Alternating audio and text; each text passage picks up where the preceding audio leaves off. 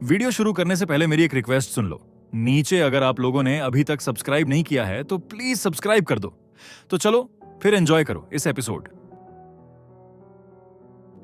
Van की starting में हम लोग एक लड़की को देखते हैं जिसका नाम होता है, जिसके बाद वह स्कूल जाने के लिए तैयार होने लगती है, लेकिन वहीं पर नहाते हुए वह काफी ज्यादा चिंता में लग रही होती है और किसी चीज के बारे में सोच रही होती है। जिसके बाद वह अपने स्कूल के लिए निकल जाती है। वहां पर वह गेट को खोलती है। इसके बाद उसे ऐसे लगता है कि उसके गेट के बाहर काफी सारे रिपोर्टर उसका इंटरव्यू लेने आए हैं। इसको देखकर वो काफी ज्यादा हैरान हो जाती है, लेकिन तभी उसको रियलाइज होता है कि ये तो उसका वहम है और अब उसकी आंखों के सामने उसका ड्राइवर खड़ा होता है। उसका ड्राइवर अकाने निशिनो से पूछता है क्या हुआ, लेकिन वो कोई भी रिप्लाई नहीं करती है और कहती है कुछ भी नहीं है। जिसके बाद वो स्कूल में पहुंच जाती है, जहां पर वह काफी ज्यादा खुश लगती है और हमें पता लगता है कि अकाने निशिनो पूरे स्कूल में काफी ज्यादा पॉपुलर है। सभी स्टूडेंट को गुड मॉर्निंग करते रहते हैं और अकाने निशिनो अभी उन्हें रिप्लाई करती है गुड मॉर्निंग। वहीं पर स्कूल के अंदर पहुंचने के बाद अकाने निशिनो देखती है कि एक लड़का वहां पर खड़ा होता है, जिसको देखकर वह कहती है कि ये लड़का मुझे बिल्कुल भी पसंद नहीं है। उस लड़के का नाम होता है सिड कागिनो। उसके ग्रेड बिलो एवरेज हैं और साथ ही साथ उसके लुक भी ऑर्डिनरी हैं। जिसके बाद अकाने निशिनो उसको गुड मॉर्निंग करती है। वहीं सिड कागिनो उसका गलत नाम पुकारकर उसे गुड मॉर्निंग कहते हैं। वहीं पर अकाने निशिनो अपना गुस्सा कंट्रोल करके सिड कागिनो को बताती है कि मेरा नाम अकाने निशिनो नहीं है। तभी सिड कागिनो कहते हैं कि तुम एक एनपीसी हो और मुझे सिर्फ उन लोगों के नाम याद रहते हैं जो कि मेरी लाइफ में इंपॉर्टेंट कैरेक्टर हैं। माफ करना, आजकल मेरी नींद पूरी नहीं हो रही है, इसलिए शायद मैं तुम्हारा नाम भूल गया हूं। ये सुनकर अकाने निशिनो कहती हैं तो ये एक मिस्टेक थी। जिसके मन में कहने लगती है कि तुम मेरी क्लास में मेरे ही साइड में 3 महीने से बैठे हुए हो और तुम्हें अब तक मेरा नाम याद नहीं हुआ है। वो सिड कागिनो को माफ करके कहती है कि कोई बात नहीं, गलती तो सभी से होती है। तो सिड कागिनो, तुम्हारा नाम परंतु निशितानी है ना। ये सुनकर अकाने निशिनो परेशान हो जाती है और सिड कागिनो को अपना रियल नाम बताकर कहती है कि मैं हूं हीरो और मेरा पूरा नाम है अकाने निशिनो। उनकी कन्वर्सेशन खत्म होने के बाद सिड कागिनो क्लासरूम में जाने लगता है। वहीं पर अकाने निशिनो सिड कागिनो को नीचे से देखकर कह रही होती है कि सिड कागिनो का क्राइम ये नहीं है कि ये मेरा नाम गलत लेता है, इसका क्राइम ये है कि ये मेरी तरफ कभी भी देखता नहीं है। इसकी आंखें मेरी डायरेक्शन में तो आती हैं, लेकिन ऐसे लगता है कि ये कहीं और ही देख रहा है और जब भी मैं इसके बारे में ये बात याद करती हूँ तो मुझ में इसके लिए हेट और भी ज्यादा बढ़ जाता है। जिसके अंदर हम लोग क्लासरूम का सीन देखते हैं, जहां पर सभी स्टूडेंट्स उससे ये बात कह रहे होते हैं कि तुम नेक्स्ट ड्रामा में मेन रोल करने वाली हो ना, ये तो काफी ज्यादा अच्छी बात है और हम लोग तुम्हें देखने जरूर आएंगे। वही सिर्फ मन में कहने लगती है मैंने अपने पैर में सब कुछ किया है ताकि मैं सिड कागिनो के साथ इंटरेक्ट ना कर पाऊं। अगर मेरा बस चलता तो मैं इसे पूरी तरीके से इग्नोर कर देती, लेकिन कुछ रीजन की वजह से मैं ऐसा नहीं कर पाती।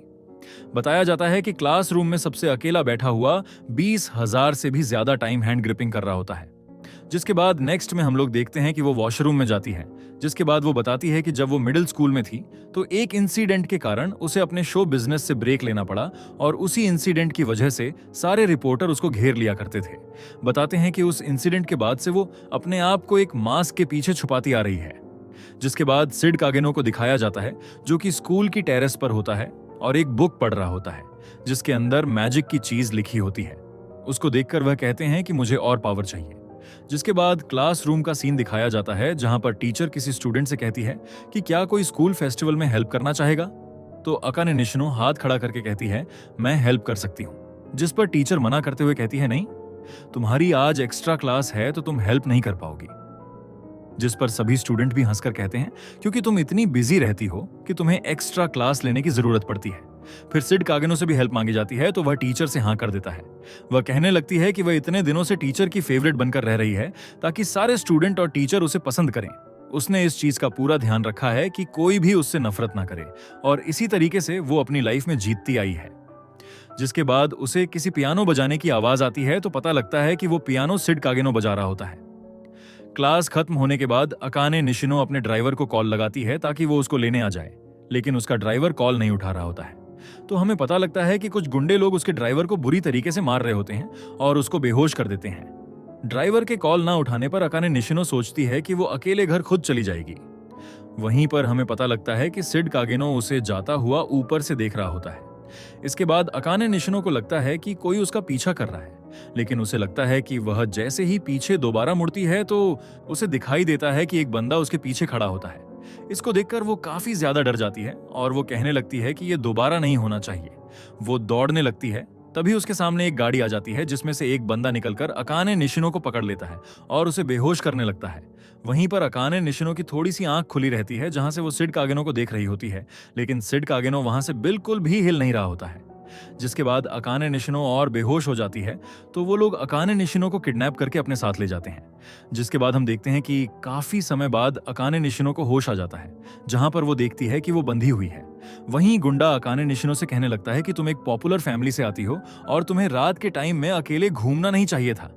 तभी दूसरा गुंडा भी उसे कहने लगता है कि तुम ये क्या कह रहे हो, जैसे ही हम लोगों को पैसे मिल जाएंगे हम इस लड़की को यहां से जाने देंगे, इतने बकवास करने की जरूरत नहीं है। और इसी तरीके से उन दोनों के बीच में लड़ाई हो जाती है।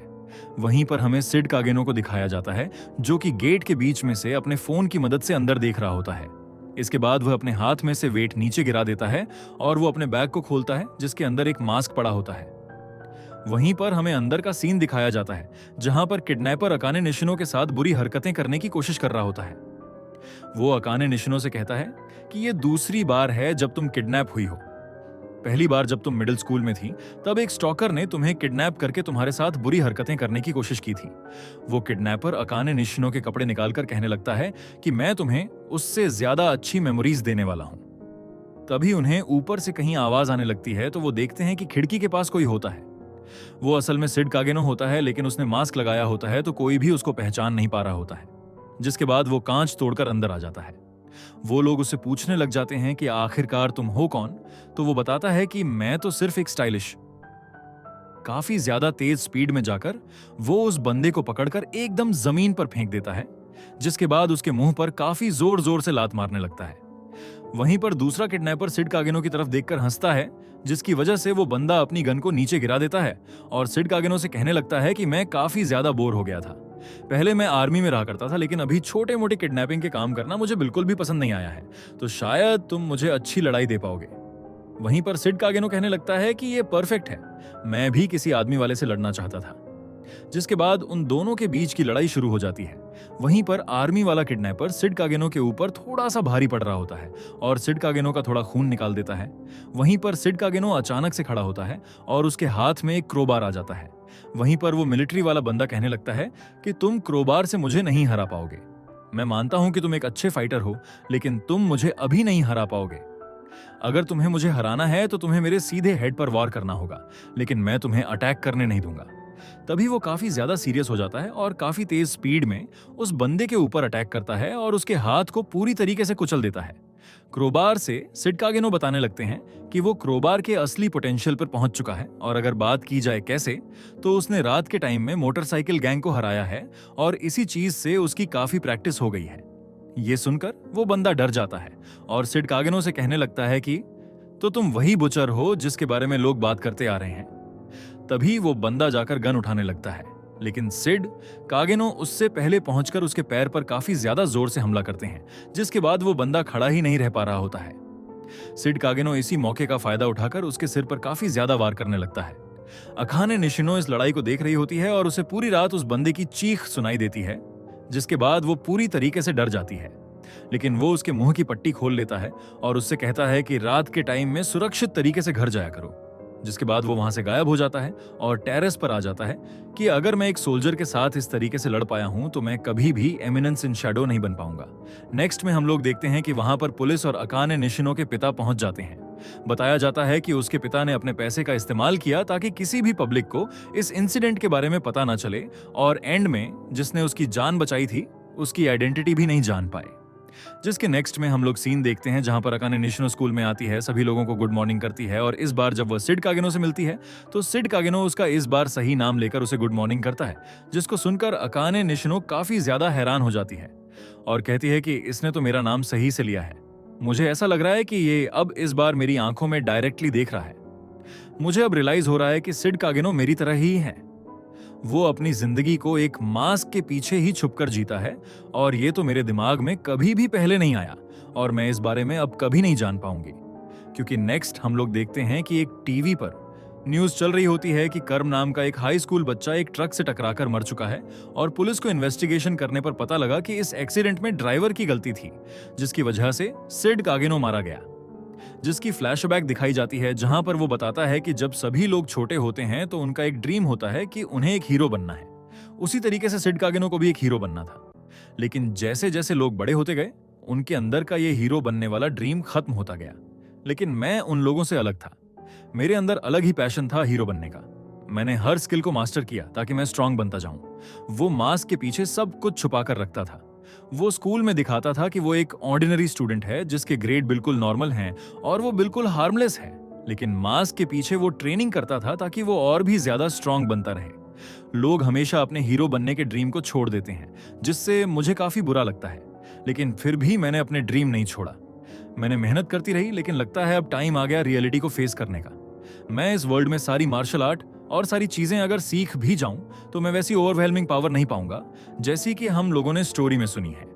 ज्यादा से ज्यादा मैं कुछ गुंडों से लड़ सकता हूं, लेकिन तब क्या होगा जब मुझे पूरी तरीके से सोल्जर घेर लेंगे अपनी गन लेकर। उस टाइम पर मैं क्या करूंगा? हाँ, ऐसा हो सकता है कि अगर मैं इस वर्ल्ड में सबसे ज्यादा स्ट्रॉन्गेस्ट मार्शल आर्टिस्ट बन गया तो मैं शायद इन्हें हरा पाऊंगा। लेकिन मेरा तब क्या होगा जब आसमान से न्यूक्लियर मिसाइल मेरे ऊपर गिर जाएगी? मेरी सारी मसल और मेरे जितने भी स्किल्स हैं वो सब कुछ इवेपोरेट हो जाएंगे। और इसी को हम लोग ह्यूमन बॉडी कहते हैं। मुझे एक ऐसा बीइंग बनना है जिसकी कोई भी लिमिट ना हो, जिसकी बॉडी न्यूक्लियर बम से इवेपोरेट ना हो पाए। जिसके बाद हम लोग देखते हैं कि कहानी में एक बड़ा ट्विस्ट आता है। ये बंदा दूसरे वर्ल्ड के अंदर पहुंच जाता है, जहां पर हमें दिखाया जाता है कि उसके पीछे काफी सारी लड़कियां खड़ी होती हैं। वो कहती हैं कि हमने उसको पूरी तरीके से सराउंड कर लिया है, उसके पास भागने के लिए कोई भी जगह नहीं रह गई है। वहीं दूसरे कहते हैं कि जैसा आपने प्रेडिक्ट किया था वैसा ही है, आपके प्लान के अकॉर्डिंग सारी चीजें हुई हैं। दूसरे कहते हैं कि हमने इतने सालों में इतना बड़ा हंट कभी नहीं किया है, हम लोग इस चीज के लिए वेट नहीं कर सकते। और बाकी कहते हैं कि हम लोग आपके ऑर्डर का इंतजार कर रहे हैं। तभी हम लोग देखते हैं कि और भी ज्यादा लोग पूरे टाउन की तरफ फैले हुए हैं, जहां पर सिड कागेनो कहते हैं ये काफी अच्छा है। मुझे नहीं पता क्या अच्छा है, लेकिन ये काफी अच्छा है। मुझे न्यू वर्ल्ड के अंदर नई लाइफ ब्लेसिंग के तौर पर मिली है और मैं जैसा दूसरे वर्ल्ड में चाहता था मुझे इस वर्ल्ड में मिल गया है। जो मुझे पावर चाहिए थी मैजिक की, वो मुझे यहां मिल चुकी है। जिसके बाद सभी लोगों को ऑर्डर देता है चलने के लिए और बाकी सभी लोग भी जाने लगते हैं। वहीं सिड कागेनो सबसे ऊपर होता है और वो कहने लगता है कि इस बार मैं करके दिखाऊंगा, मैं कुछ भी करके दिखाऊंगा, मैं कुछ भी त्यागूंगा, मुझे वहां पर पहुंचना है। मुझे इस वर्ल्ड में हीरो नहीं बनना है, ना ही मुझे इस वर्ल्ड का लास्ट बॉस बनना है। मुझे ऐसा पर्सन बनना है जो स्टोरी को शैडो में से कंट्रोल करे। मैं लोगों को ग्रेटनेस दिखाऊंगा, मैं बनूंगा एमिनेंस इन शैडो। हम लोग सिड कागेनो को देखते हैं जो कहते हैं मुझे याद नहीं कि यह सब शुरू कैसे हुआ, लेकिन मुझे शुरुआत से ही एमिनेंस इन शैडो बनना था। तभी एक लड़की जिसका नाम अल्फा होता है, वो सिड कागेनो से कहने लगती है कि जैसा तुमने कहा था लगता है वो सच हो गया है। मैंने एंशिएंट टेक्स्ट्स के अंदर थोड़ा पढ़ा और उसमें मुझे कल्ट ऑफ डायबल्स के बारे में कुछ बातें पता चली हैं। वो कहती है जितना हम लोग उनके बारे में पढ़ते हैं वो उतने ज्यादा पावरफुल लगते हैं, लेकिन कोई बात नहीं, मैं उनको संभाल लूंगी। ये सुनकर सिड कागेनो कहते हैं नहीं, हम लोग शैडोज में घूमते हैं और शैडोज में ही रहते हैं। ऐसा बोलकर वो मन में सोचने लगता है हाँ, यही मैं चाहता था और इस तरीके से मैं एमिनेंस इन शैडो बन चुका हूं। अगले सीन में वही टीवी की न्यूज दिखाई जाती है जहां पर सिड अपनी पिछली लाइफ में मर जाता है और अब इस बार वो एक बच्चे के रूप में जन्म ले चुका है। सिड सोचता है ये कितनी अजीब बात है, ये बच्चा रो ही नहीं रहा। तब उसे समझ आ जाता है कि क्या करना है, इसलिए वो काफी ज्यादा अजीब तरीके से रोने लगता है और बाकी सभी लोग भी पैनिक होने लगते हैं। वहीं सिड सोचता है आखिर हो क्या रहा है। न्यू सीन में उसकी माँ दिखाई जाती है जो उसे देखकर काफी खुश रहती है। वहीं सिड यह सेंस कर रहा होता है कि एयर के अंदर काफी सारी मैजिकल एनर्जी है और वो कहने लगता है कि पिछले लाइफ में उसका ड्रीम था मैजिक पावर पाना ताकि वो और भी ज्यादा स्ट्रांग हो सके, लेकिन वो उसे पूरा नहीं कर पाया था। लेकिन अब उसे एक चांस मिला है। इस पावर को क्लेम करने का वो डिसाइड करता है कि इस पावर से वो काफी स्ट्रांग होता रहेगा। काफी साल बीत जाते हैं। सिड अपनी बहन के साथ ट्रेनिंग कर रहा होता है और वो बताता है कि उसका जन्म एक नोबल फैमिली में हुआ है और काफी जनरेशन से उसके फैमिली में काफी लोग डार्क नाइट बनते हैं। डार्क नाइट अपने मैजिक का यूज करके अपनी फिजिकल एबिलिटीज को बढ़ा सकते हैं। वहीं सिड ट्रेनिंग में एक पत्थर के अंदर एक ड्राइवर नहीं बल्कि स्क्रू ड्राइवर जैसा वॉर करके उसे तोड़ने की कोशिश कर रहा होता है और बताने लगता है कि सभी की होप उसकी बहन के ऊपर है क्योंकि वही काफी ज्यादा स्ट्रांग है और सभी को लगता है कि इस फैमिली की उत्तराधिकारी वही बनेगी। तभी दिखाया जाता है कि क्लेयर सामने पड़े काफी बड़े पत्थर को काफी इजीली तोड़ देती है, जिसके बाद सिड बाकी सभी के साथ अपनी बहन के लिए क्लैपिंग करने लगता है और कहता है कि उसकी बहन काफी टैलेंटेड है, लेकिन वहीं पर वो एक एवरेज ऑर्डिनरी डार्क नाइट है जो अभी ट्रेनिंग पर है। लेकिन ये सिर्फ एक दिखावा है। सिड सभी के सामने वीक होने का नाटक कर रहा है, असलियत में वो काफी ज्यादा स्ट्रांग है। रात के टाइम हमें सीन दिखाया जाता है जहां पर सिड काफी सारे लोगों को मार रहा होता है, काफी ज्यादा हंस भी रहा होता है। तभी अचानक से एक आदमी सिड के ऊपर पीछे से हमला कर देता है और सिड को भी थोड़ी चोट लग जाती है, लेकिन उसका स्वयं का बना हुआ सूट उसे वापस हील कर देता है और सिड उस आदमी को काफी बुरी तरीके से मार देता है। उसके बाद सिड को उन बैंडिट्स का लूट मिल जाता है, जिसको देखकर वो काफी खुश हो जाता है। तभी अचानक से सिड को किसी की आवाज आती है, तो वो पीछे देखता है कि क्या ये कोई केज है, इसके अंदर कोई स्लेव है। तो उसे पता लगता है कि उस केज के अंदर एक अजीब सा क्रिएचर होता है। वो कहता है कि तुम अब सड़ना शुरू हो चुकी हो, लेकिन तुम फिर भी जिंदा हो, तो क्या इसका मतलब है कि तुम पजेस्ड हो? जिसके बाद सिड उसके ऊपर हाथ लगाता है और उसे पता चलता है कि आखिर प्रॉब्लम क्या है। वो कहता है कि इस वेवलेंथ को उसने पहले महसूस किया हुआ है, ये तो सिर्फ एक मैजिकल ओवरलोड है। उसके बाद सिड स्माइल करता है और कहता है कि मैं इसका यूज कर सकता हूं। ये मेरी बॉडी तो नहीं है, तो मैं अपने आप को बिना चोट पहुंचाए इसके ऊपर एक्सपेरिमेंट कर सकता हूं। जिसके बाद सिड उसे अपने घर ले आता है और उसके ऊपर अलग अलग एक्सपेरिमेंट करना शुरू करता है, लेकिन काफी सारे एक्सपेरिमेंट फेल हो जाते हैं। लेकिन फाइनली 1 महीने बाद वो उस क्रिएचर के ऊपर से मैजिकल ओवरलोड हटा पाता है, जिसकी वजह से वह क्रिएचर एक लड़की में ट्रांसफॉर्म होने लगता है। तभी वो देखता है कि वो लड़की नेकेड होती है, इसलिए वो दूर जाकर बैठ जाता है और कहता है कि ये शैडो गार्डन का पहला इंप्रेशन है, तो मुझे अच्छा दिखना होगा। फिर वो लड़की जाग जाती है। उसे देखकर वो कहता है कि तो तुम जाग गई हो। वो लड़की से कहता है कि मैंने तुम्हारे ऊपर का कर्ज हटा दिया। तो वह लड़की कहती है, कौन सा कर्ज? तब सिड कहता है कि तुम्हारे ऊपर काफी बुरा कर्ज हुआ था, जिससे कि तुम एक अजीब क्रिएचर में कन्वर्ट हो गई थी। ये कर्ज तुम पर लोगों ने काफी समय पहले किया था, क्योंकि तुम हीरोज की डिसेंडेंट हो। जिसके बाद वो उसे एक स्क्रिप्चर दिखाकर कहता है कि तुमने इसके बारे में पढ़ा ही होगा कि 3 हीरोज ने डियाब्लोस को मार दिया था और दुनिया को बचा लिया था, लेकिन मरने से पहले डियाब्लोस ने तुम्हारे ऊपर एक कर्ज कर दिया था, जिसकी वजह से तुम ऐसी बन गई थी। असलियत में सिड ये सब कहानी बना रहा होता है और उससे झूठ बोल रहा होता है। उसके बाद वो कहता है कि तुम्हें मास्टरमाइंड का नाम मैं भी नहीं बताऊंगा, नहीं तो तुम उसका नाम जानकर काफी बड़े डेंजर में आ जाओगी। इस पर अल्फा कहती है, नहीं, मैं उसका नाम जानना चाहती हूँ। तो सिड पीछे पड़ी बोतल के ऊपर नाम देखता है, कल्ट, और फिर बता देता है कि कल्ट ऑफ डियाब्लोस ही वो लोग हैं, ग्रेट डीमन को वापस से रिवाइव करना चाहते हैं। उनका ग्रुप कभी भी डेलाइट में नहीं आता, इसलिए वो रात के शैडो में उनकी स्कीम को खत्म करना चाहता है।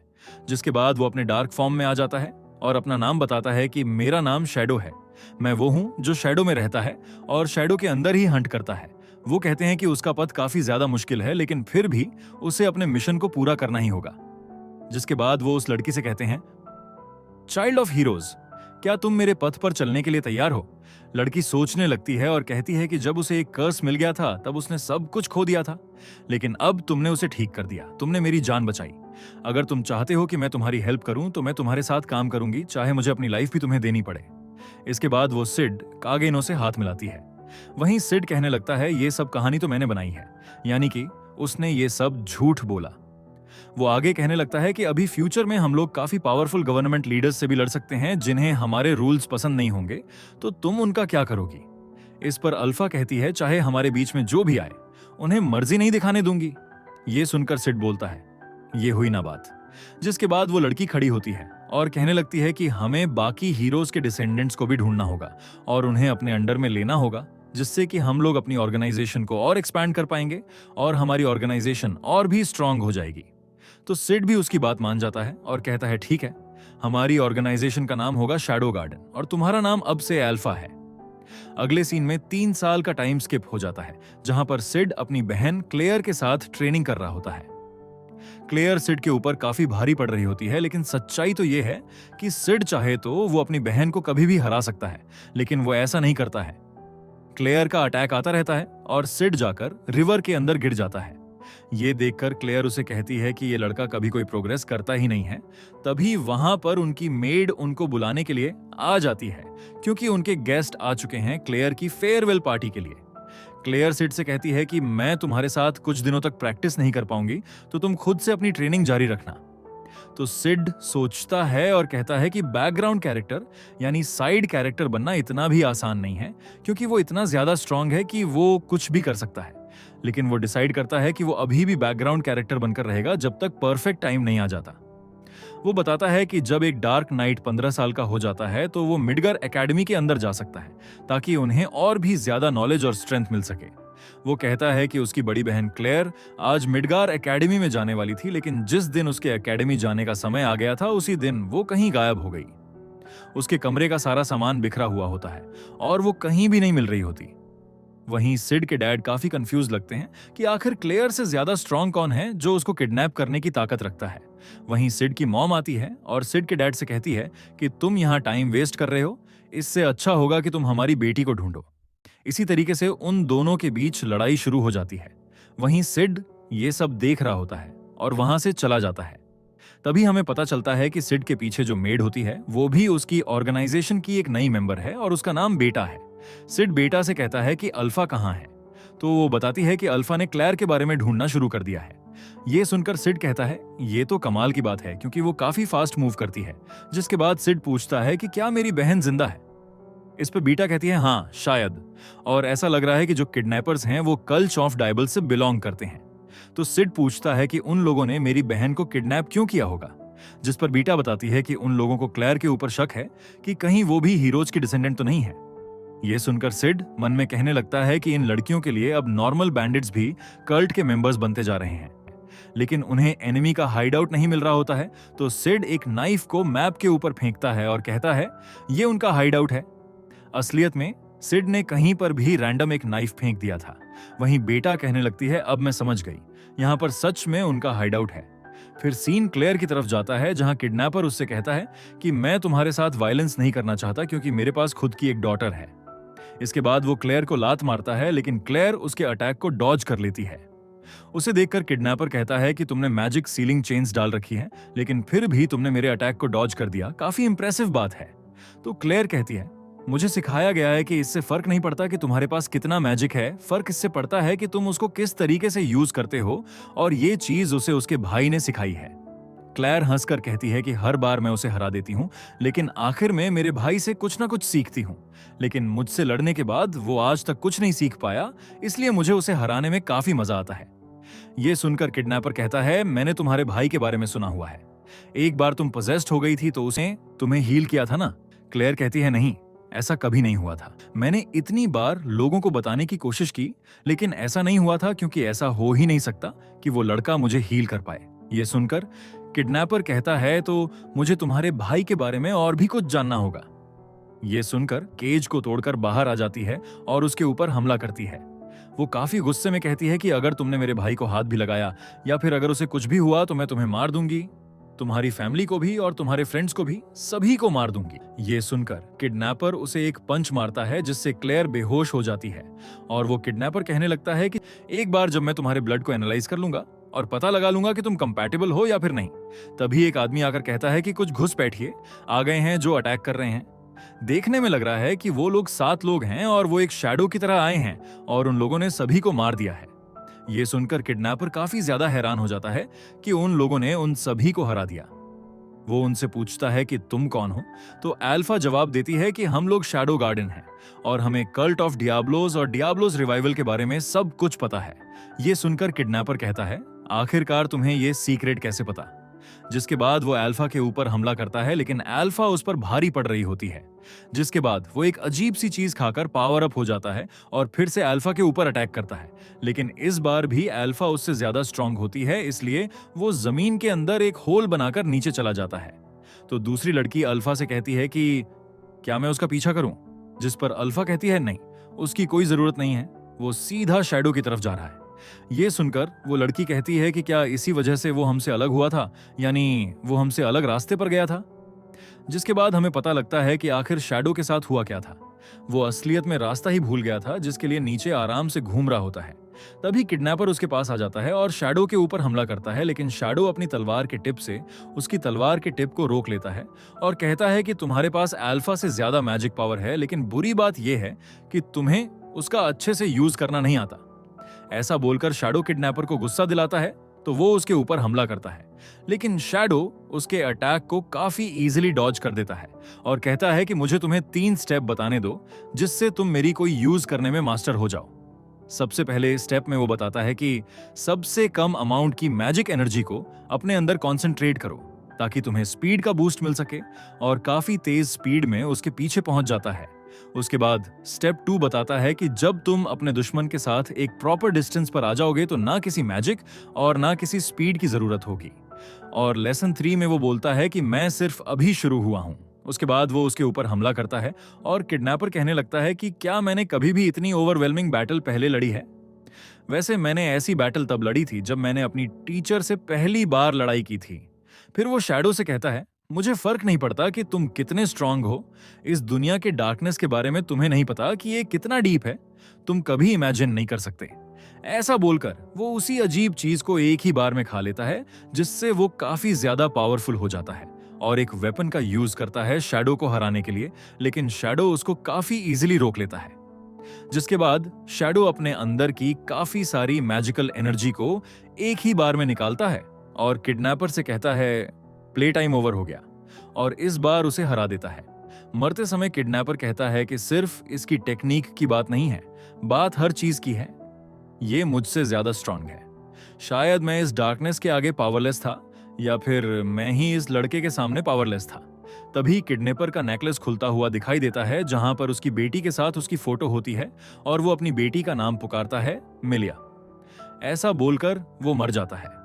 वहीं शैडो उस पेंडेंट को उठा लेता है और कहता है कि ये बंदा काफी ओल्ड था लेकिन फिर भी काफी स्ट्रांग था। ऐसा बोलकर शैडो वहां से चला जाता है। शैडो बताता है कि उस दिन ऐसा हुआ था और उसके बाद उनका रेस्क्यू मिशन सक्सेसफुली पूरा हो गया।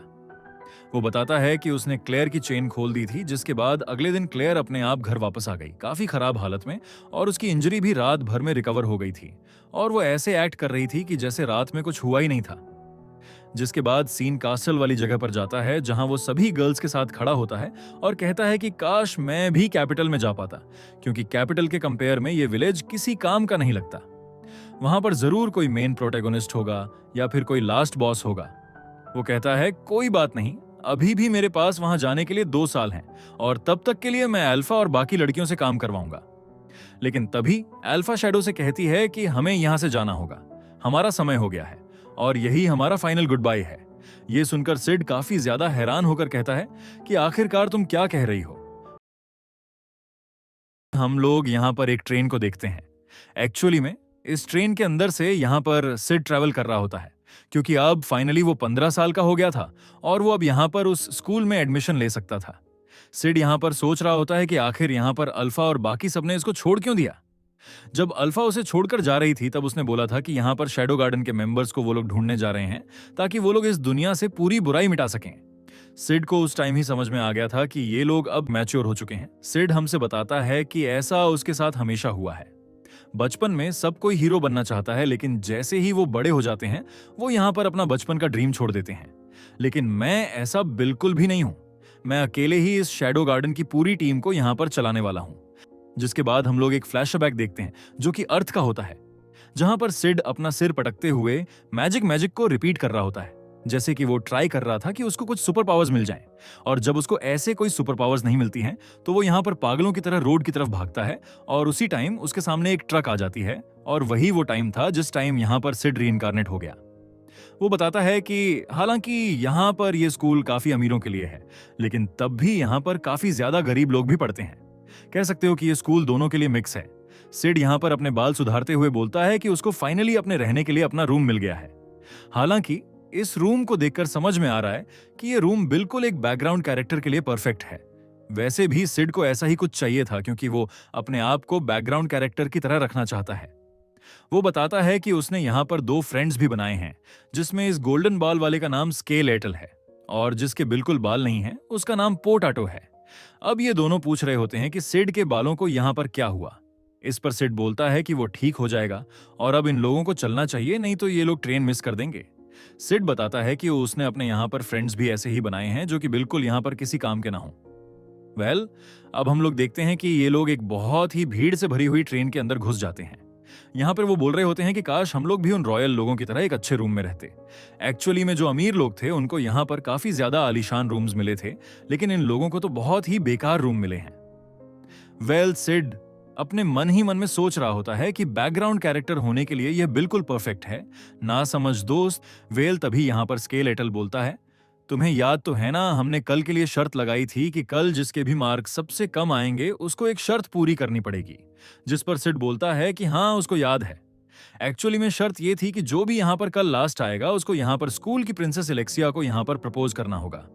इसके अगले सीन में हम लोग देखते हैं कि ट्रेन का जैसे ही दरवाजा खुलता है, सब लोग काफी ज्यादा धक्का मुक्की करते हुए बाहर निकल जाते हैं। जब ये लोग अपने स्कूल के अंदर एंट्री लेते हैं तब वो लोग देखते हैं कि कोई यहाँ पर एक रॉयल लड़का प्रिंसेस एलेक्सिया को प्रपोज कर रहा है।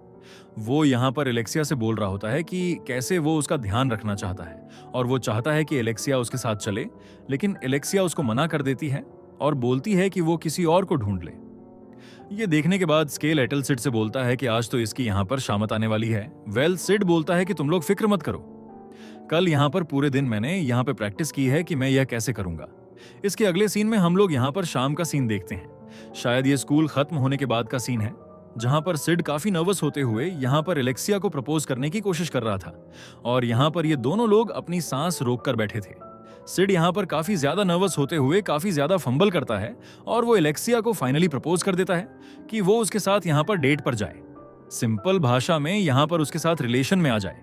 सिड सोच रहा होता है कि इतना ज्यादा परफेक्ट करने के बाद कोई भी उसका यहाँ पर प्रपोजल एक्सेप्ट नहीं करेगा और वो एक परफेक्ट बैकग्राउंड कैरेक्टर बन जाएगा। लेकिन ये क्या, एलेक्सिया बोलती है कि उसे मंजूर है और वो उसके साथ डेट पर जाने के लिए रेडी है, जो कि देखकर सिड भी उतना ही हैरान था जितने तुम लोग हो। एलेक्सिया बोलती है कि वो यहाँ पर इसके साथ टाइम बिताने के लिए काफी ज्यादा एक्साइटेड है।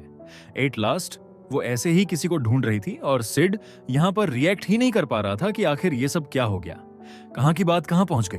और यह देखकर तो स्केलेटल और पोटैटो भी यहाँ पर काफी ज्यादा हैरान हो रखे थे। सिड बोलता है, और इस तरह से मेरे बैकग्राउंड कैरेक्टर बनने का सपना टूट गया। और अगले दिन हम लोग नोटिस कर पाते हैं कि सब लोग सिड को काफी ज्यादा बुरी नजरों से देख रहे थे। सब लोग कह रहे होते हैं कि सिड यहाँ पर एलेक्सिया के लिए बिल्कुल भी परफेक्ट नहीं है। इनफैक्ट यहाँ पर सिड इन दोनों से पूछता है, तुम्हें नहीं लगता ये काफी ज्यादा अजीब है? जिस पर यहाँ पर स्केलेटल और पोटैटो भी बोलते हैं, काफी अजीब है। सिड बोलता है कि मुझे पक्का पता है कि इसके पीछे कुछ ना कुछ दाल में काला है। लेकिन यहाँ पर स्केलेटल बोलता है, वैसे भी कोई दिक्कत नहीं है, अगर तुमसे नहीं हो रहा हो तो तुम मुझे बोलो, मैं तुम्हारी जगह स्विच कर लेता हूँ। लेकिन तभी वहां पर एलेक्सिया आ जाती है और उसको देखकर स्केलेटल की बोलती बंद हो जाती है। ये लोग बोल रहे होते हैं, आप यहाँ पर क्या कर रही हैं? जिस पर एलेक्सिया बोलती है कि वो इनके साथ ही लंच करेगी। इसके अगले सीन में यहाँ पर एलेक्सिया सिड के बगल में बैठ जाती है। थोड़ी देर में ही वहां पर काफी ज्यादा लग्जरी खाना आ जाता है, जिसको देखकर इन सब के मुंह में पानी आ रहा होता है। लेकिन एलेक्सिया बोलती है, मैं कभी भी ये खाना फिनिश नहीं कर पाती। ये सुनते ही बिना सोचे समझे सिड यहाँ पर उसका खाना उठाकर खाने लग जाता है और यहाँ पर एलेक्सिया पूरी शांति से देख रही होती है। सिड बोल रहा होता है कि ये सब मेरे प्लान का एक हिस्सा है ताकि एलेक्सिया जल्द से जल्द मुझे डंप कर दे। लेकिन एलेक्सिया बोलती है, खाओ खाओ, अच्छे से खाओ।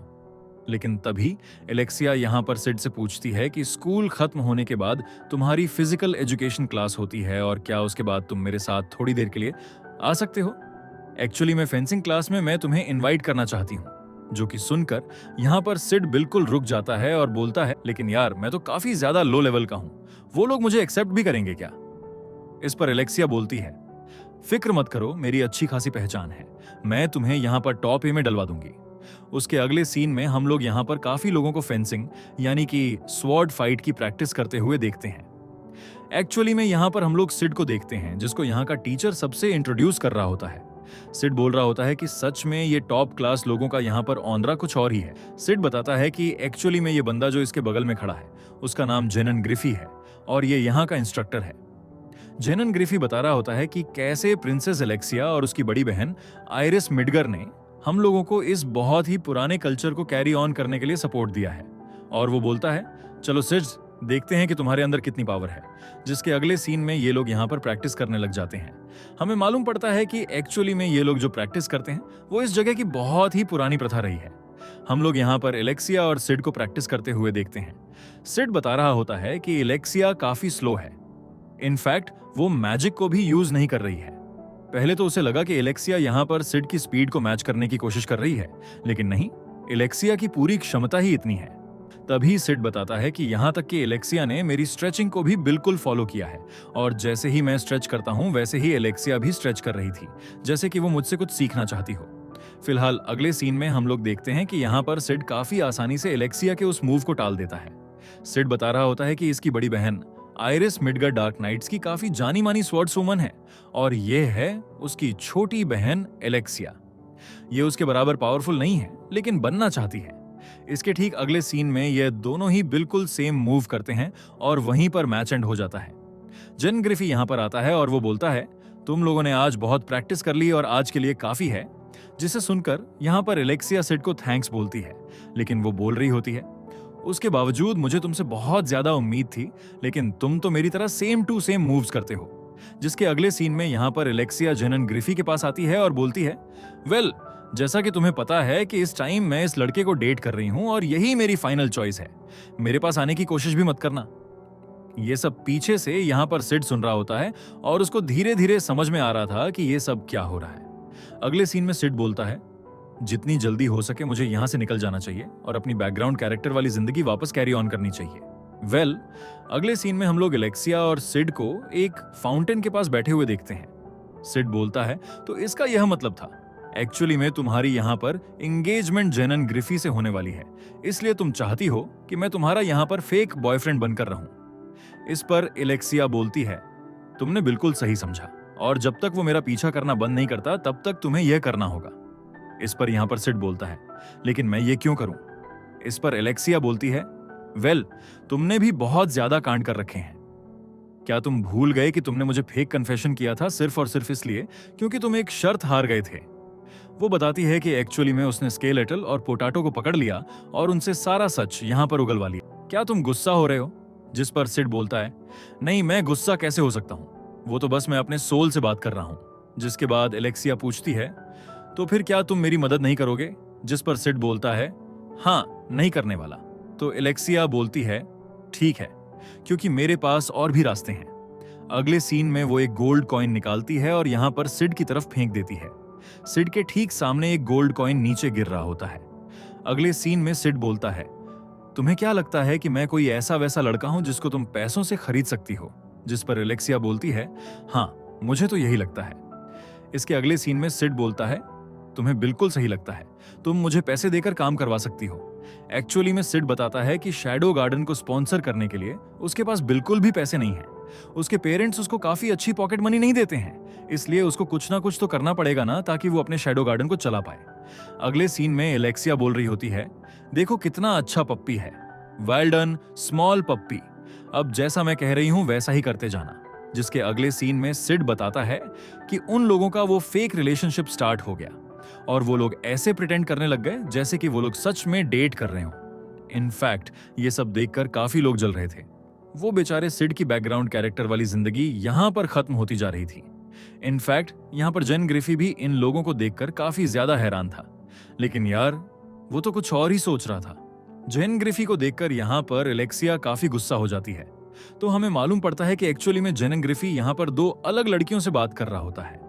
और इस सीन में ये लोग ट्रेन में बैठे होते हैं, जहां पर एलेक्सिया सिड से बोल रही होती है, तुमने देखा था ना कैसे वो हमें आंख दिखा रहा था? जिस पर यहां पर सिड बोलता है, हाँ हाँ, मैंने देखा था। और एलेक्सिया बोलती है, एक बार हाँ बोलो, दो बार नहीं। और सिड बोलता है कि वो समझ गया। सिड बताता है कि उसने यहाँ पर बिल्कुल रोबोट की तरह इनकी सारी बातें मानी हैं, क्योंकि एलेक्सिया से यहाँ पर बहस में जीतना नामुमकिन है। वेल, ये लोग एक आइसक्रीम शॉप आ जाते हैं। सिड पूछता है, दो, तुम एक प्रिंसेस हो, क्या ये बहुत अजीब नहीं है? अगले सीन में ये लोग एक जगह बैठकर आइसक्रीम खाने लग जाते हैं और सिड यहाँ पर पूछता है, जेनन ग्रिफी में दिक्कत ही क्या है?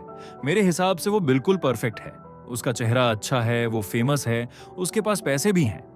जिस पर एलेक्सिया बोलती है, नहीं नहीं, उसमें बहुत सारी कमियां हैं। सिड एक बार फिर से ये बताने की कोशिश करता है कि जेनन ग्रिफी उसके लिए परफेक्ट रहेगा, लेकिन एलेक्सिया अपनी आइसक्रीम उसके मुंह में डाल देती है और बोलती है, अपना मुंह बंद रखो, मेरी बात सुनो, मुझे सिर्फ और सिर्फ चेहरे और पैसों से मतलब नहीं है। मैं एक्चुअली में यहाँ पर यह जानना चाहती हूँ कि इंसान असल में कैसा है, और इस काम के लिए मुझे कोई ऐसा लड़का चाहिए था जो इतना ज्यादा फ्लॉलेस हो कि उसके बारे में जेनन ग्रिफी सोच भी ना पाए। और देखो, मुझे बिल्कुल परफेक्ट बंदा मिल गया जो कि तुम हो। तुम्हारे अंदर इतने ज्यादा फ्लॉज हैं कि उनको काउंट भी नहीं किया जा सकता। जो कि सुनकर सिड बोलता है, मैं इसे तारीफ की तरह लेता हूँ। और अगले सीन में वो बोलता है, तो जरा मुझे ये बताओ कि यहाँ पर जनन ग्रिफी के अंदर क्या कमियां हैं? जो कि सुनकर यहाँ पर एलेक्सिया बोलती है, उसके अंदर कोई भी कमी नहीं है, वो परफेक्ट है। और सिड बोलता है, तो भी तुम्हें दिक्कत है? जिस पर एलेक्सिया यहाँ पर एक गोल्ड कॉइन दिखाती है और बोलती है, तुम्हारा आज का काम हो गया, अब अपना मुंह बंद रखो। कुछ इसी तरीके से उनके यहाँ पर 2 हफ्ते गुजर जाते हैं। उनके रिलेशन में कोई भी प्रोग्रेस नहीं होता और एक बार फिर से ये लोग ट्रेन से अपने घर लौट रहे होते हैं। लेकिन आज यहाँ पर एलेक्सिया का मूड काफी खराब था। वो बोल रही होती है, तुम इतना ज्यादा नॉर्मल प्रिटेंड करते हो और ये बात मुझे बहुत ज्यादा परेशान करती है। जिस पर सिड बोलता है, माफ करना, लेकिन मैं ऐसा ही हूं। और वैसे आज तुम्हें क्या हुआ? तुम यहाँ पर काफी अजीब लग रही हो। जिस पर एलेक्सिया बोलती है, तुम मेरी बड़ी बहन को जानते हो ना? एलेक्सिया बोलती है, इतना टाइम प्रैक्टिस करने के बावजूद मेरी यहाँ पर फेंसिंग स्टाइल यानी कि स्वॉर्ड यूज करने की स्टाइल बिल्कुल ही ऑर्डिनरी है, बिल्कुल तुम्हारी तरह। और सिड बोलता है, ऐसी क्या दिक्कत है? इनफैक्ट उसको तो यहाँ पर एलेक्सिया की स्वॉर्ड फाइटिंग स्टाइल काफी पसंद है। एलेक्सिया बोलती है, तुम्हें पता है ये बात एक बार मेरी बड़ी बहन आयरिस मिडगर ने भी मुझसे कही थी, लेकिन उस टाइम मुझे बहुत बुरा फील हुआ था। मुझे ऐसा लग रहा था कि वो सिर्फ और सिर्फ मुझे शांत करवाने के लिए कह रही है और अभी मुझे तुमसे भी ऐसा ही फील हो रहा है। इस पर सिड बोलता है, ऐसी बात नहीं है। इनफैक्ट तुम्हें पता है, मुझे कोई फर्क भी नहीं पड़ता अगर किसी जगह कुछ लोगों के साथ बुरा हो रहा हो, लेकिन मुझे फर्क पड़ता है जब कोई मेरी चीज को बुरा कहता है। और मेरे हिसाब से तुम्हारी स्वॉर्ड फाइट अच्छी है, इसलिए उसको बुरा कहना बंद करो। यह सुनकर एलेक्सिया अपनी स्वॉर्ड निकालती है और बोलती है, आखिर तुम्हारा यह सब कहने का मतलब क्या है? जिस पर सिड बोलता है, मेरा कोई मतलब नहीं है, मैं तो बस ये कह रहा हूं कि मेरी चीज को बुरा कहना बंद करो। और उसके अगले सीन में ट्रेन रुक जाती है और यहां पर एक बंदा दरवाजा खोलता है और शॉक हो जाता है। फिलहाल एलेक्सिया अपनी स्वॉर्ड रखती है और बोलती है, चलो हमेशा के लिए गुड बाय। और यह सुनकर सिड बोलता है, तो शायद मेरी एक बार फिर से बैकग्राउंड कैरेक्टर वाली जिंदगी वापस आने वाली है। अगले सीन में हम लोग इन लोगों को वापस स्कूल जाते हुए देखते हैं। स्केल, एटल और पोटैटो यहाँ पर सिड से पूछ रहे होते हैं कि उनका यहाँ पर कैसा चल रहा है। आखिरकार 2 हफ्ते हो चुके हैं। जिस पर सिड बोलता है, कोई भी प्रोग्रेस नहीं है और इधर उधर सोचना बंद करो। तभी सिड नोटिस करता है कि जनन ग्रिफी यहाँ पर कुछ लड़कों के साथ उसका ही इंतजार कर रहा है। जैसे ही सिड और उसके बाकी लोग वहां पर जाते हैं, जनन ग्रिफी और उसके बाकी बंदे उसे घेर लेते हैं। जनन ग्रिफी बोलता है, यहाँ पर एलेक्सिया कल से अपने रूम में वापस नहीं आई है और वो गायब हो चुकी है, इसलिए मुझे तुमसे कुछ सवाल जवाब करने हैं और मुझे उम्मीद है कि तुम मना नहीं करोगे। आखिरकार तुम उसके साथ इतने करीब जो हो। सिड बोल रहा होता है कि मैं मना भी नहीं कर सकता, क्योंकि इस टाइम मैं एक बैकग्राउंड कैरेक्टर हूं और तुम एक हाईलाइटेड कैरेक्टर हो। प्लस यार, इसने यहाँ पर इतने ढेर सारे लोगों को भी बुला रखा है। इसी वजह से सिड नीचे गिर जाता है और बोलता है, मेरी शामत आने वाली है। में एलेक्सिया को दिखाया जाता है, जिसकी आंख खुलती है और वो देखती है कि उसके चारों ओर मैजिक सीलिंग चेन्स लगी हुई हैं और वो पूरी तरह बंधी हुई है। वो मन ही मन सोचने लगती है कि क्या ये सब कगेनो का काम है, लेकिन तभी वो साइड में देखती है तो उसे एक अजीब सा क्रीचर दिखाई देता है। वो क्रीचर एलेक्सिया को देखकर अपना मुंह मोड़ लेता है। तभी वहां एक अजीब सा बंदा आता है जो दिखने में साइंटिस्ट लग रहा होता है और ऐसा लग रहा होता है जैसे वो पागल हो। वो कहने लगता है कि मुझे फाइनली रॉयल ब्लड मिल गया है। वो साइंटिस्ट एलेक्सिया के पास आता है तो एलेक्सिया उससे पूछती है कि क्या तुम मेरे किडनैपर हो, लेकिन वो साइंटिस्ट कोई जवाब नहीं देता, बल्कि बार बार रॉयल ब्लड की बात करने लगता है। तभी एलेक्सिया की बॉडी से ब्लड निकलने लगता है। इस पर एलेक्सिया कहती है कि आखिर तुम मेरे ब्लड का करोगे क्या? साइंटिस्ट एलेक्सिया की बॉडी से ब्लड निकालते हुए कहता है कि तुम्हारा ब्लड डीमन ब्लड है और मैं इसका यूज करके मॉडर्न डे में डीमन को रिक्रिएट करने वाला हूं। अगले सीन में एकेडमी के अंदर कागेनो को काफी बुरी तरह मारा जा रहा होता है और उसे इंट्रोगेशन की जा रही होती है। कागेनो मन ही मन सोच रहा होता है कि उसे कुछ भी नहीं करना है ताकि वो एक बैकग्राउंड कैरेक्टर बना रहे। तभी एक आदमी एक बड़ा सा नेल निकालकर कागेनो के पैर में घुसा देता है और उससे पूछता है कि तुम्हें कुछ कहना है, लेकिन कागेनो रोने लगता है और कहता है कि मुझे सच में कुछ भी नहीं पता। कागेनो को रोता देख वो लोग उसका मजाक उड़ाने लगते हैं और उसे भीख मांगने वाला कहने लगते हैं। तभी कागेनो अपनी रोने की एक्टिंग बंद कर देता है और मन में कहता है कि आखिर ये सब कितनी देर तक चलेगा। उसके बाद फिर से एलेक्सिया को दिखाया जाता है जो सोच रही होती है कि मेरी बहन को अब तक पता चल गया होगा और वो लोग मुझे ढूंढना भी शुरू कर चुके होंगे। तभी हम देखते हैं कि साइंटिस्ट ने एलेक्सिया का काफी ज्यादा ब्लड निकाल लिया है और वो दोबारा उसका ब्लड लेने के लिए वापस आता है। एलेक्सिया उससे कहती है कि मेरा सारा ब्लड मत निकालना, मैं मरना नहीं चाहती। साइंटिस्ट कहता है कि मुझे पता है, मैं ज्यादा ब्लड नहीं निकालूंगा। ऐसा कहकर वो दोबारा उसका खून निकालने लगता है। फिर वो गुस्से में कहने लगता है कि अगर वो इडियट्स नहीं होते तो ऐसा कुछ भी नहीं होता।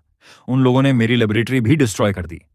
ये सुनकर अलेक्सिया कहती है कि तुम्हारे साथ तो काफी बुरा हुआ। तभी साइंटिस्ट गुस्से में जाकर उस क्रिएचर को लात मारने लगता है और बड़बड़ाने लगता है कि मैं अपनी रिसर्च के बहुत क्लोज था। वो उस क्रिएचर को यूजलेस बताता है। तभी अलेक्सिया उसे रोककर कहती है कि तुम्हें मेरा ब्लड चाहिए ना। साइंटिस्ट कहता है कि हाँ, अगर मेरे पास तुम्हारा ब्लड होगा तो मैं अपनी रिसर्च कंप्लीट कर पाऊंगा। इसके बाद वो एक टेबल के पास जाकर एक बोल में रखी अजीब सी खाने की चीज उठाकर अलेक्सिया के पास लाता है। अलेक्सिया उससे पूछती है कि ये क्या है। साइंटिस्ट कहता है कि तुम्हारा ब्लड काफी कम हो चुका है और मैं तुम्हें खाना खिलाना भूल गया था। ऐसा बोलकर वो जबरदस्ती अलेक्सिया को वो अजीब खाना खिला देता है और हंसने लगता है। ये सब वो क्रिएचर भी देख रहा होता है। अगले सीन में एकेडमी दिखाई जाती है जहां एलेक्सिया की बहन आइरिस के पास जेनोन आता है और कहता है कि इस इंसिडेंट में मैं भी थोड़ा रिस्पॉन्सिबल हूं क्योंकि ये सब मेरे स्कूल ग्राउंड में हुआ। आइरिस कहती है कि मुझे नहीं लगता इसमें तुम्हारी कोई गलती है। अभी हमारी फर्स्ट प्रायोरिटी अलेक्सिया को बचाना है। रिपोर्ट के हिसाब से शक कगेनो नाम के स्टूडेंट पर जा रहा है। जीनॉन कहता है कि सारे एविडेंस उसी के अगेंस्ट हैं, लेकिन उसके स्किल्स देखकर मुझे नहीं लगता कि वो प्रिंसेस अलेक्सिया पर अटैक भी कर सकता है। 5 दिन की इंटेरोगेशन के बाद भी उसने हमें अभी तक कुछ नहीं बताया। आइरिस कहती है कि जब हम उसे रिलीज कर देंगे तब भी हम उस पर नजर रखेंगे। जीनन कहता है कि यही सही रहेगा, लेकिन सच बताऊं तो मैं भी उस पर थोड़ा ट्रस्ट करना चाहता हूं। आइरिस कहती है कि मैं भी अपनी बहन के स्कूल के किसी स्टूडेंट पर शक नहीं करना चाहती, लेकिन कोई भी डिसीजन लेने से पहले हमें रिपोर्ट का वेट करना होगा। फिर वो परेशान होकर कहती है कि मेरी बहन किडनैप हो चुकी है और मैं कुछ भी नहीं कर पाई। इसके बाद एकेडमी में लॉकडाउन दिखाया जाता है जहां सभी स्टूडेंट्स को उनके डॉर्म में रहने का ऑर्डर दिया गया है। तभी खिड़की के बाहर लड़ाई की आवाज आती है। वहां क्लेयर काफी गुस्से में चिल्लाती हुई दिखाई देती है कि मेरा भाई ट्रबल में है, मुझे अपने भाई को बचाना होगा, मुझे यहां से जाने दो। तभी वहां एक लेडी आती है और क्लेयर को रोककर कहती है कि तुम किसी भी रीजन की वजह से डॉर्म से बाहर नहीं जा सकती। जीनन कहता है कि अभी भी कुछ लोग मेरी बात नहीं मानते। तभी आइरिस कहती है कि मैं अब भी तुम पर ट्रस्ट करती हूं। फिर आइरिस अपने पुराने दिनों को याद करने लगती है जहां वो एलेक्सिया के साथ स्वॉर्ड ट्रेनिंग करती थी। वो सोचती है कि एक साथ लड़ने से हम एक दूसरे को अच्छे से समझ पाते थे, लेकिन मुझे ये भी याद नहीं कि हमने लास्ट टाइम कब बात करी थी। अगले सीन में अलेक्सिया की कंडीशन और भी बुरी हो चुकी होती है। उसकी बॉडी से काफी ब्लड निकल चुका होता है और वो बहुत वीक हो गई होती है। वहीं दूसरी तरफ कगेनो को टॉर्चर रूम से धक्का मारकर बाहर निकाल दिया जाता है। ट्रेन में जाते वक्त वो सोचता है कि वो अपनी इंजरीज इंस्टेंटली हील कर सकता है, लेकिन लोग उसे नोटिस कर लेंगे और एक बैकग्राउंड कैरेक्टर के लिए ये अच्छी बात नहीं होगी। तभी वो नोटिस करता है कि ट्रेन में बैठे 2 लोग काफी देर से उसी की तरफ देख रहे हैं। कगेनो ट्रेन से उतर जाता है और वो लोग भी उसका पीछा करने लगते हैं। तभी एक लड़की उसके साइड से जाते हुए कहती है बाद में मिलेंगे। वो लड़की पीछे चली जाती है और थोड़ी देर बाद उन लोगों की चीखने की आवाज आने लगती है। इसके बाद कगेनो अपने रूम में पहुंचता है जहां अल्फा पहले से मौजूद होती है। कगेनो उससे कहता है कि मुझे लगा तुम बिजी होगी, फिर यहाँ क्या कर रही हो। अल्फा कहती है कि मुझे एक कॉल आया था कि तुम किसी ट्रबल में हो, इसलिए मैं वापस आ गई। फिर दोनों बात करते हैं जहां अल्फा बताती है कि उनका ऑर्गेनाइजेशन काफी तेजी से ग्रो कर रहा है। कगेनो मन ही मन सोचता है कि ये लोग नॉर्मली अपनी लाइफ जीते होंगे, लेकिन कभी कभी ऐसे गेम्स खेलने लगते हैं जो उसे काफी पसंद हैं। तभी वो स्नैक्स का रैपर डस्टबिन में फेंकने की कोशिश करता है, लेकिन वो डस्टबिन में नहीं जाता। अल्फा खड़ी होकर उस रैपर को डस्टबिन के अंदर फेंक देती है और कगेनो के पास बैठकर कहती है कि क्या तुम्हें समझ आ रहा है कि तुम किस पोजीशन पर हो, और अगर ऐसा ही चलता रहा तो तुम्हारे ऊपर ही सारे क्राइम्स डाल दिए जाएंगे। उनके लिए एक गरीब बैरन का बेटा परफेक्ट रहेगा जिसके ऊपर सब कुछ थोपा जा सके। अल्फा कहती है कि हम लोग नाइट्स पे ट्रस्ट नहीं कर सकते क्योंकि शायद वो कल्ट के साथ मिले हुए हैं। वो बताती है कि अलेक्सिया को कल्ट ने ही किडनैप किया है क्योंकि रॉयल फैमिली के वेन्स में हीरो ब्लड हाई कॉन्सेंट्रेशन में होता है। ये सुनकर कैगेनो पूछता है कि क्या इसका मतलब अलेक्सिया अभी भी जिंदा है। अल्फा कहती है हाँ शायद, क्योंकि अगर वो मर गई तो वो लोग उसकी बॉडी से और ब्लड नहीं निकाल पाएंगे। फिर अल्फा मजाक में पूछती है कि मुझे नहीं पता तुम उसके साथ रोमांटिक रिलेशनशिप क्यों बना रहे हो। कागिनो कहता है मुझे नहीं लगता हमारे बीच कोई रोमांस था। फिर अल्फा कहती है कि मुझे पता है तुम्हारे शोल्डर्स पर काफी बर्डन है और मैं चाहती हूं कि तुम हम पर और ज्यादा ट्रस्ट करो। कागेनो कहता है मैं तुम पर ट्रस्ट करूंगा क्योंकि तुमने मेरा सैंडविच खा लिया। ये सुनकर अल्फा हंसने लगती है और कहती है अभी के लिए तुम आराम करो। जाते जाते वो बताती है कि डेल्टा भी यहां पर है क्योंकि वो तुम्हें काफी मिस कर रही थी। अगले सीन में बीटा वहां पहुंचती है और कगेनो को देखकर काफी एक्साइटेड हो जाती है क्योंकि कगेनो बेड पर रिलैक्स्ड पोजीशन में बैठा वाइन पी रहा होता है। बेटा बताती है कि लेडी अल्फा के ऑर्डर पर जितने भी मेंबर्स अवेलेबल थे वो सब रॉयल कैपिटल में गदर हो चुके हैं और उनकी टोटल संख्या 114 है। ये सुनकर कागेनो हैरान होकर पूछता है सिर्फ 114? बीटा को लगता है कि कागेनो को यह नंबर पसंद नहीं आया, इसलिए वो माफी मांगने लगती है। फिर बीटा प्लान बताती है कि उनका प्लान है कल्च के सीक्रेट बेसिस पर अटैक करना और साथ ही एलेक्सिया के मैजिक को ट्रेस करते रहना। जैसे ही वो एलेक्सिया को ढूंढ लेंगे, वो उसे अपनी कस्टडी में ले लेंगे।